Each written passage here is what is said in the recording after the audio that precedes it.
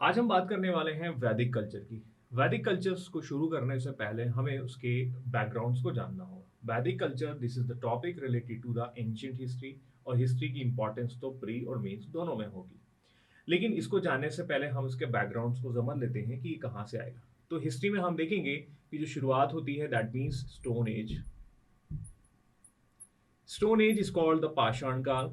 पाषाण काल या स्टोन की कहानी होगी और स्टोन में कैसे डेवलपमेंट होते हैं। We can say that the stone is related to the development of human. मनुष्य के विकास से रिलेटेड कहानी हम इसमें बात करेंगे।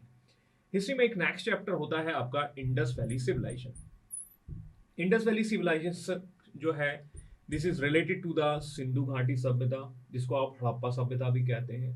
तो स्टोन एज के बाद जो हमारा नेक्स्ट चैप्टर आता है वो है आपका Indus valley civilisation is called Sindhu घाटी सभ्यता।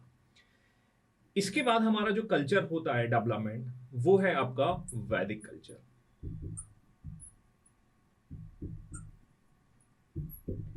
वैदिक कल्चर और वैदिक कल्चर को हम आर्यन कल्चर भी कह सकते हैं या आर्य संस्कृति भी कह सकते हैं।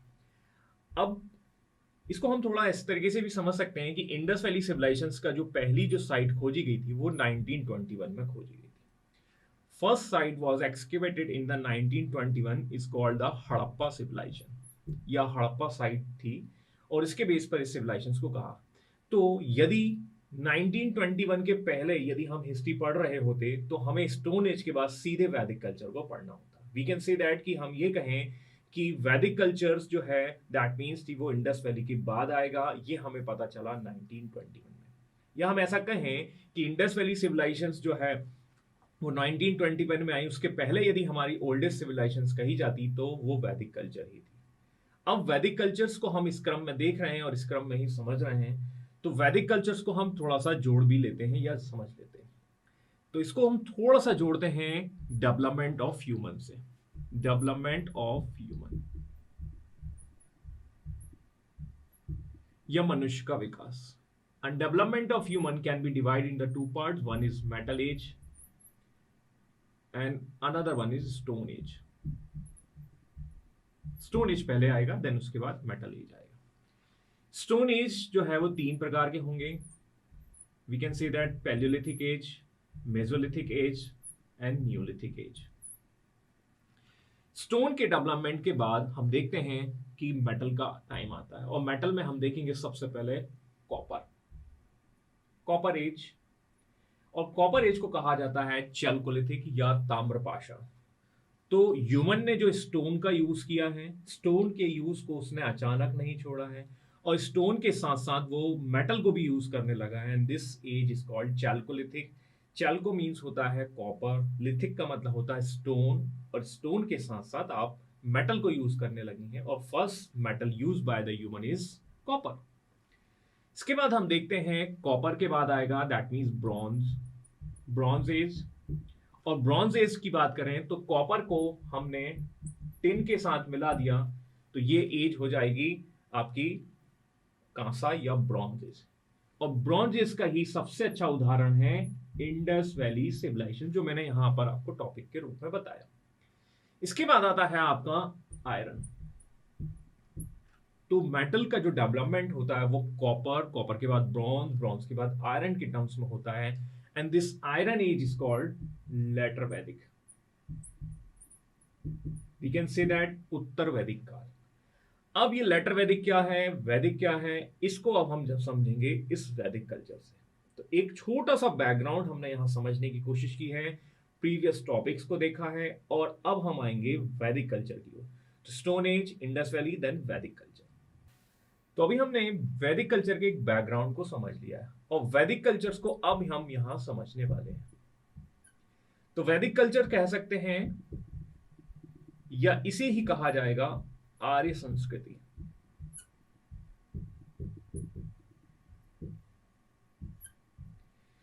आर्य संस्कृति क्यों कहा जाता है? बिकॉज इस वैदिक कल्चर के जो फाउंडर होते हैं वो आर्य ही होते हैं। आर्य किसको बताता है? तो आर्य एक कम्युनिटी को बताता है, जिसका मतलब होता है दैट मीन्स हम ऐसे कहें श्रेष्ठ, या इंग्लिश में कहा जाए तो ये कहा जाएगा हाई बर्थ। तो ये आर्यंस की कल्चर को ही वैदिक कल्चर कहा जाता है। एक कारण और होता है, वो कारण होता है वैदिक कल्चर्स का सोर्स। सोर्स दैट मीन्स स्रोत हो जाएंगे, और इसके जो स्रोत हैं दैट इज कॉल्ड वेदास। तो because of the source that means वेदों के कारण ही इसे वैदिक कल्चर भी कहा जाता है। अब वैदिक कल्चर जो है दैट मीन्स वेद कितने हैं उनको भी देख लेते हैं। तो वेदों की संख्या है 4, 1 2 3 4। First one is called Rigveda, सबसे प्राचीन जो है ऋग्वेद होगा। इसके बाद हम देखेंगे सामवेद,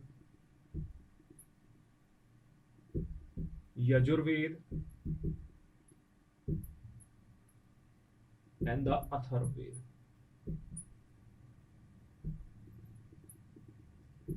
तो ये 4 वेद हैं जो हमें वैदिक कल्चर्स के सोर्स के रूप में पता चलता है या उनके बारे में हमें पता जानकारी मिलती है। तो वैदिक कल्चर्स के 4 स्रोत हो गए। अब हम इनको कैसे डिवाइड करके पढ़ने वाले हैं उसे थोड़ा सा देख लेते हैं। अब आर्यन कल्चर्स को हमने उसकी सोर्सेस को देख लिया है। अब इसको हम डिवाइड करके पढ़ने वाले हैं, या इसको समझने का बहुत ही बेहतरीन तरीका ये होना चाहिए कि वैदिक cultures divide in the 2 parts. One is early वैदिक। अर्ली वैदिक को कहा जाता है हिंदी में पूर्व वैदिक। दूसरा होगा लेटर वैदिक, इसको कहा जाएगा उत्तर वैदिक। अब आप सोच रहे होंगे ये पूर्व और उत्तर का मतलब है दैट मीन्स इसको ईस्ट कह देते, इसको आपका नॉर्थ कह देते, तो क्या चलता? नो। पूर्व मतलब दैट मीन्स अर्लियर या पहले का, और लेटर मीन्स बाद का। अब इसको कैसे हम देखेंगे डिवाइड करते हैं? पहले और बाद का मतलब क्या है? That means 1000 BC। BC that means ईसा पूर्व। और इसकी जो विंडो शुरू होती है दैट मीन्स 1500 BC से। तो early Vedic is nothing but that is the time period in between the 1500 BC to 1000 BC। और 1000 BC में ही कुछ ऐसा होगा, कुछ ऐसे चेंजेस आएंगे जिसकी वजह से ये लेटर वैदिक कहा जाएगा। दैट मीन्स इसके बाद का later, that means around 600 BC। ये कब तक जाएगा? तो ये हो जाएगा। तो later Vedic is nothing but that is the time period in between the 1000 BC to 600। बहुत ही सिंपल है, और मैंने उसको बीच में रखा है, ये अर्ली लेटर वैदिक। अब एक चीज तो समझ में आ गई है कि 1000 BC में कुछ ऐसे चेंजेस हुए हैं जो अर्ली में अलग थे, लेटर में अलग थे। वो चेंजेस क्या थे? Now we have to discuss. First is called economical, second one is political, another one is religious and the social. These 4 parameter, ये 4 पैरामीटर ही यहां पर चेंज होंगे from this point to this point, और इसके आधार पर हम आर्यन कल्चर्स को समझेंगे। लेफ्ट मतलब अर्ली वैदिक, राइट मतलब लेटर वैदिक, और ये चेंजेस होंगे 1000 BC। अब इसे हम थोड़ा सा कनेक्ट करके समझते हैं कि क्या चेंजेस हो सकते हैं जिसकी वजह से ये 4 चीजें चेंज होंगी। समाज होगा चेंज, आपका धर्म चेंज होगा, आपकी पॉलिटी चेंज होगी, आपकी इकोनॉमिक्स चेंज होगी। अब इसको हम देखते हैं किस तरीके से। तो फर्स्ट हम देखेंगे 1000 BC में ऐसा क्या होता है। तो 1000 BC में होता है द डिस्कवरी ऑफ आयरन। या हम ऐसे कहें कि इस एज को हम आयरन एज भी कह सकते हैं, जो अभी हमने पीछे सेक्शंस में देखा था डेवलपमेंट ऑफ ह्यूमन के समय। तो 1000 BC में आयरन की खोज हो जाती है, डिस्कवरी ऑफ आयरन हो जाएगा। आयरन के आने से बहुत ही ज्यादा ड्रामेटिकल चेंजेस होंगे in terms of the agriculture. Agriculture में ऐसा क्या चेंजेस होने वाले हैं? क्योंकि एग्रीकल्चर के जो टूल हुआ करते थे वो पहले, दैट मीन बिफोर आयरन, वो किसके बनाए जाते थे? या तो कॉपर के, या ब्रॉन्ज के, या लकड़ी के। अब आप देखेंगे कि आयरन के एग्रीकल्चर के टूल्स जब बनाए जाने लगेंगे तो एग्रीकल्चर में अचानक से बूम आ जाएगा। जैसे जियो के आने से इंटरनेट की दुनिया में बहुत तेजी से जूम आ गया। बहुत सिंपल एग्जांपल है, आप ऐसा समझ लीजिए कि ये उस जमाने का जियो था, और जिस जियो की वजह से आदमी की दुनिया बहुत तेज हो जाएगी। यहां पर एग्रीकल्चर में बहुत तेजी से चेंजेस आएंगे।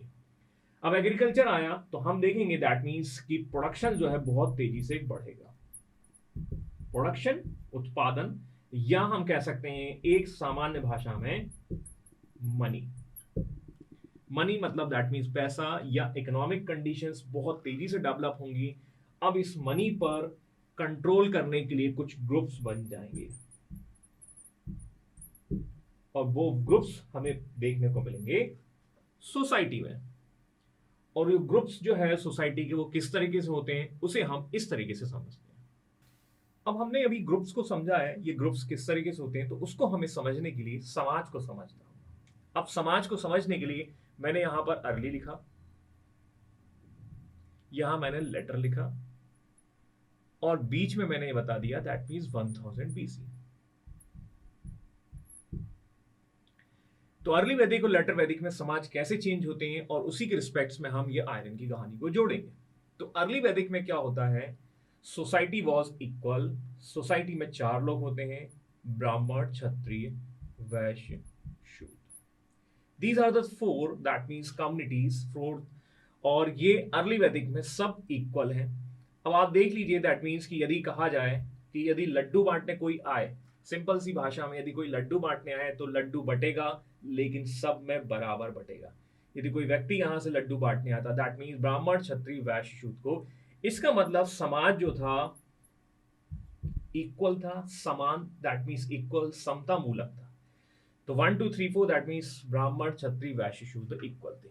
लेकिन लेटर वैदिक में ऐसा क्या हुआ जिसकी वजह से ये सोसाइटी जो है वो चेंज हो जाएगी?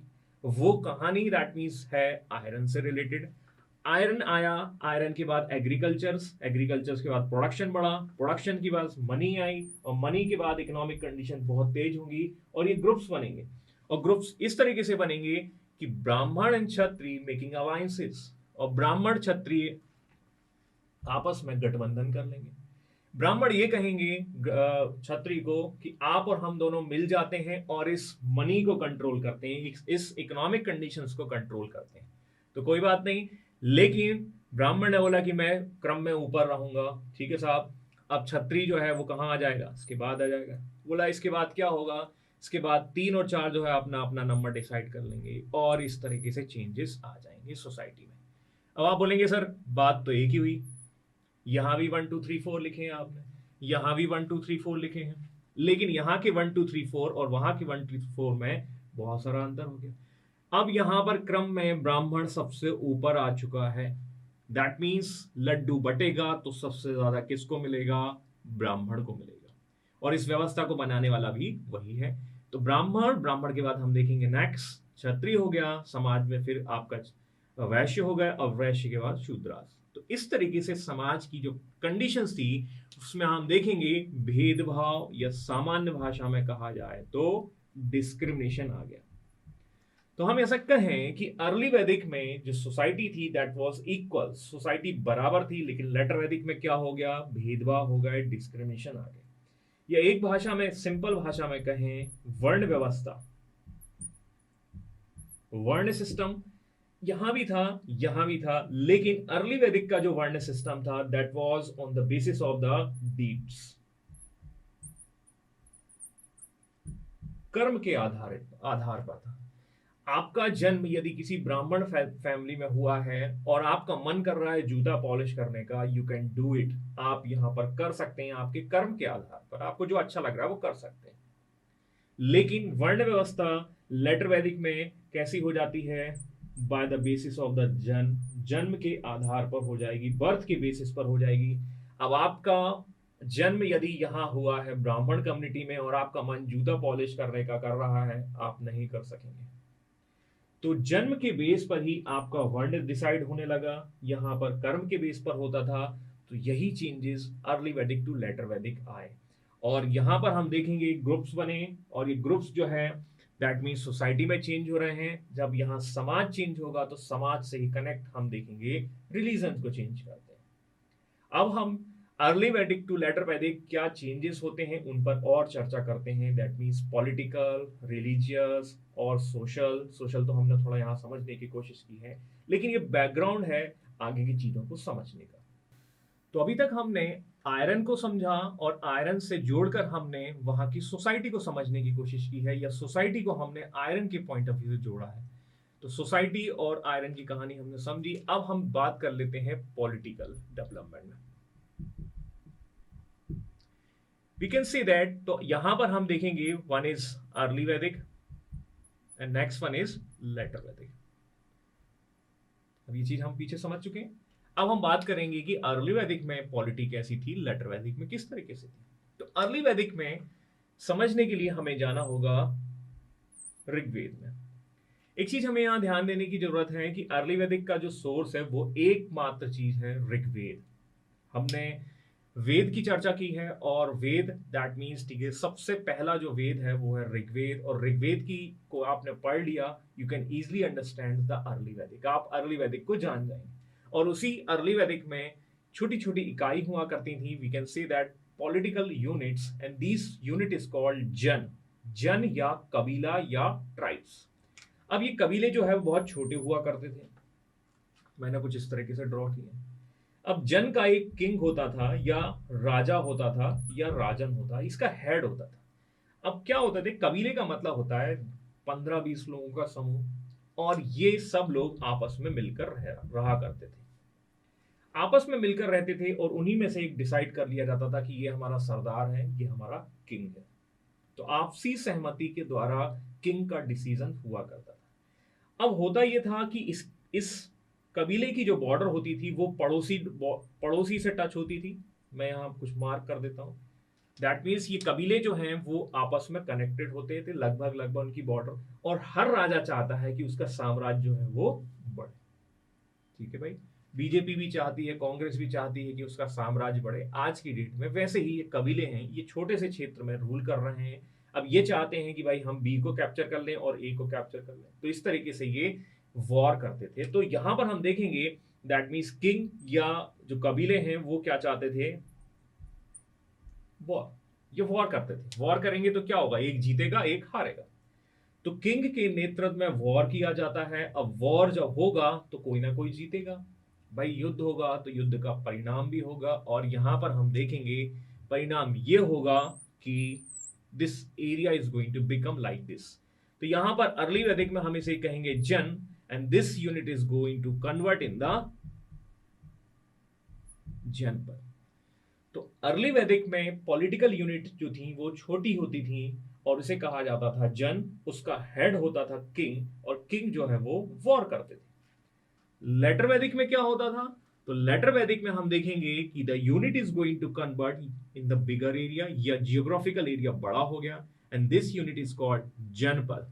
तो लेटर वैदिक में भौगोलिक क्षेत्र बड़ा हो गया, और जनपद का जो हेड होता था वो है यहां भी किंग।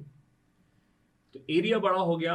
अब एक बात यह है कि यहां पर जो किंग हुआ करता था that was decided by the people. आम जनता की सहमति के द्वारा जन के सरदार का चुनाव किया जाता था। लेकिन अब यहां क्या होगा, अब यहां पर किंग के नेतृत्व में वॉर लड़ा गया था, और वॉर के बाद हम देखेंगे जियोग्राफिकल एरिया बड़ा हो गया। तो किंग का दैट मीन्स उत्तराधिकारी कौन होगा, who will be the successor of the king, that means son of king.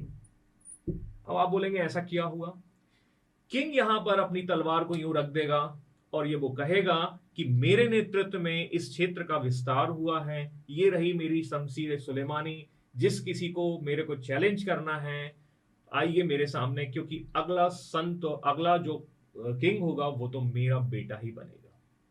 तो इस तरीके से हम देखेंगे कि राजा का दैट मीन्स पद जो है वो यहां पर कैसा हो जाएगा, on the basis of the heredity, we can say that वंश के आधार पर। यहां कौन कर रहा था, जनता कर रही थी। तो यही पॉलिटिकल चेंजेस हो गए from this point to this point. This is the basic concept. तो अर्ली वैदिक में राजा को चुनाव आम जनता के द्वारा किया जाता था, लेकिन लेटर वैदिक में वंश के आधार पर। This is the change in the early वैदिक टू लेटर वैदिक। अब एक चीज और समझ लेते हैं यहीं पर, पॉलिटिकल में और क्या चेंजेस होते हैं। छोटी सी यूनिट है, सिमिलर लाइक द चाय की दुकान, टी स्टॉल की बात कर लीजिए। चाय की दुकान को चलाने के लिए कितने अधिकारियों की जरूरत होती है, that means we can say that adhikari. तो चाय की दुकान को चलाने के लिए we can say that very limited in number.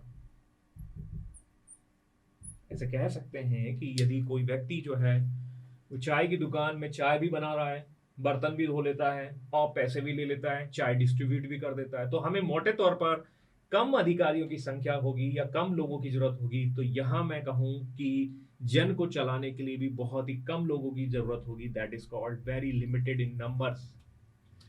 How about in the later वैदिक?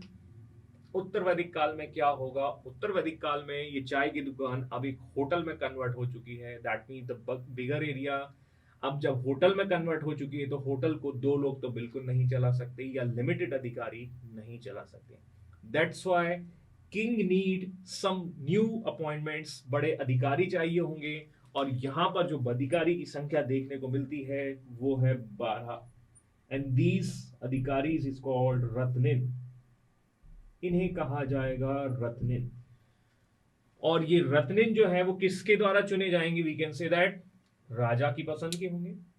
आज भी एक रत्निन है जिसका नाम है नरेंद्र मोदी की कैबिनेट। और नरेंद्र मोदी की कैबिनेट किसने चुनी? राजा ने चुनी। दैट मीन्स हमारे नरेंद्र मोदी साहब जो हैं उन्होंने अपनी कैबिनेट चुनी और अपने पसंद के लोगों को उन्होंने अपॉइंट किया। तो आज का कैबिनेट जो है वो लेटर वैदिक में रत्निन कहा जाता था। तो रत्निन कह लीजिए या कैबिनेट कह लीजिए, बात है कि इसमें कितने मंत्री हैं? 12 हैं और यहाँ पर एक किंग होगा। तो इस तरीके से ये व्यवस्था होती थी। सो ओवरऑल एक बात कही जाए कि पॉलिटिकल चेंज क्या हुआ, तो अर्ली वैदिक में अधिकारियों की संख्या बहुत लिमिटेड हुआ करती थी, बट इन लेटर वैदिक दैट बिकम लिमिटेड से ये थोड़ी सी संख्या ज्यादा होगी। तो ये हमने पॉलिटी को समझा। पॉलिटी में हमने राजा की स्थिति को थोड़ा सा समझ लिया है। अर्ली वैदिक में यहां पर जो किंग होता है, राजा होता है, उसकी सलाह देने के लिए कुछ कमिटी होती हैं या समितियां होती हैं। इन समिति को कहा जाता है विदत, सभा and the samiti. I wrote in Hindi because these are the इनको हमें ऐसे ही लेना है, इसलिए मैंने यहां पर इस तरीके लिखा है। समितियां that mean the political institutions, we can say that. अब होता यह है कि लेटर वैदिक में क्या होगा, इनके अलग अलग काम होते हैं, विदत के, सभा के, समिति के। होता यह है लेटर वैदिक में कि ये पॉलिटिकल इंस्टीट्यूशंस में बहुत ज्यादा चेंजेस आ जाते हैं। विदत जो है वो खत्म हो जाएगा। सभा और समिति जो है वो बने रहेंगे, लेकिन इन पर किसका प्रभुत्व हो जाएगा? ब्राह्मण साहब का और क्षत्रिय का। वी कैन से दैट कि जो अपर कास्ट है या वैश्य शूद्र जो है उनको नेग्लेक्ट कर दिया जाएगा। तो सभा और samiti that is more powerful by the Brahmin and Kshatriya in the later Vedic age. अब ये समितियां करती क्या थी? समितियां जो थी वो राजा को सलाह देती थी। राजा को सलाह देती थी अलग अलग मुद्दे पर। अब यहां पर जो है सलाह देने का काम कौन करेंगे? ये हाई बर्थ के लोग या किसी वर्ण के ऊपर श्रेणी के लोग जो है वो राजा को अपने प्रभाव से काम करवाएंगे। तो इस तरीके से समितियों में भी चेंजेस हम यहां देख सकते हैं और उसको समझ सकते हैं। तो अभी हमने पॉलिटिकल कंडीशंस को समझा। Now we are going to discuss economic conditions. Economic condition of early वैदिक एंड लेटर वैदिक। तो सेम वैसे ही हम देखेंगे अर्ली वैदिक और यहां लेटर वैदिक। अर्ली वैदिक की बात करें तो अर्ली वैदिक में हम देखेंगे जो आर्यंस हैं उनका प्राइमरी जो व्यवसाय होता है वो होता है पशुपालन या एनिमल हस्बेंड्री।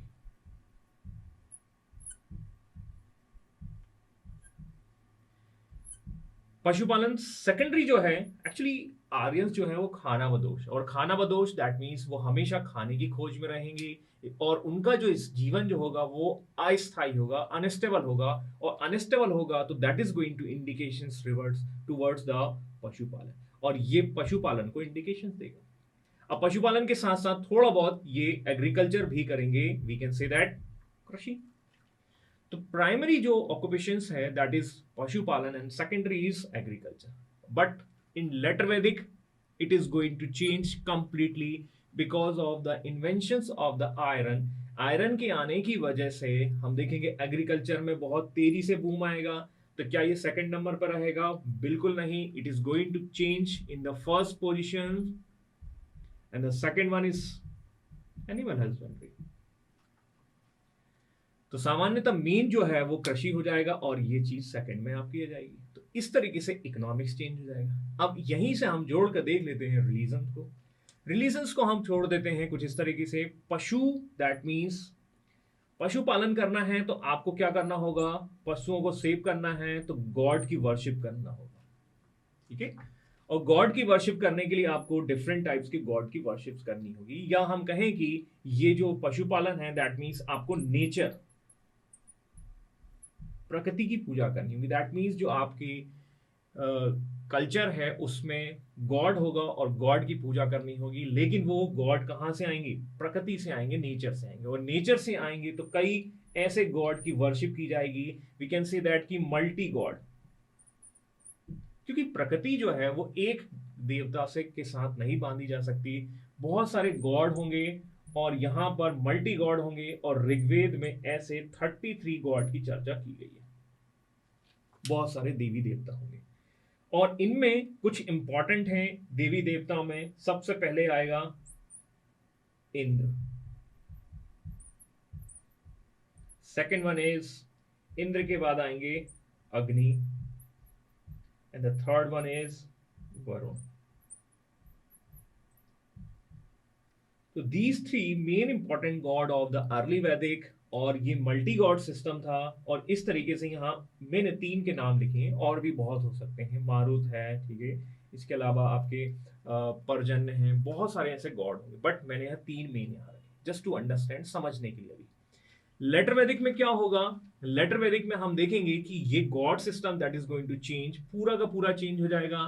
जो भी 33 गॉड होते हैं उनको अलग अलग कम्युनिटी या ग्रुप्स के लोग जो है इलेक्ट कर लेंगे कि ये वाला गॉड मेरा, ये वाला अच्छा लग रहा है, ये ब्राह्मण का, ये वैश्य का, ये क्षत्रिय का, ये शूद्र का।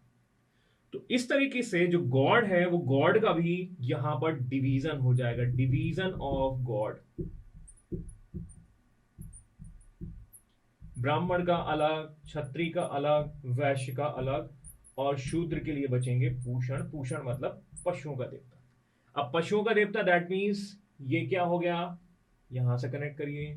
एनिमल हस्बेंड्री जो है वो सेकेंडरी पोजीशन पर आ गया है। तो पशुओं का देवता पूषण की भी कोई ज्यादा वैल्यू नहीं रहेगी लेटर वैदिक एज में, और ये क्रम गिर जाएगा। दूसरा, हमने कृषि का डेवलपमेंट कैसे देखा था? Because of the iron. और यहां पर गॉड का डिस्ट्रीब्यूशन कुछ इस तरीके से होगा। और गॉड को यदि मोटे तौर पर समझें तो 3 गॉड यहां भी इंपॉर्टेंट रहेंगे, और जिनको हम ब्रह्मा, विष्णु और महेश के रूप में जानते हैं। दैट मीन्स प्रजापत्य, विष्णु, और यहां पर महेश दैट मीन्स रुद्र या शिव। और ये आज भी चल रहे हैं 2020 में, जस्ट टू अंडरस्टैंड, ठीक है। तो अर्ली वैदिक में इंद्र इंपॉर्टेंट गॉड था जिसे लेटर वैदिक में कोई पूछने वाला नहीं, इवन दो 2020 में भी कोई नहीं पूछने वाला। तो गॉड का कंसेप्ट भी अर्ली वैदिक टू लेटर वैदिक चेंज हुआ। तो इस तरीके से अभी हमने क्या समझे? Political changes from early to later Vedic, religious changes, economical changes and societical changes. तो all these changes happen in the BC early to later Vedic, just to understand the basic concept of this topic. तो एक early Vedic और letter वैदिक के terms में हमने चीज समझी ताकि हमें थोड़ा सा मोटे तौर पर आइडिया लग जाए।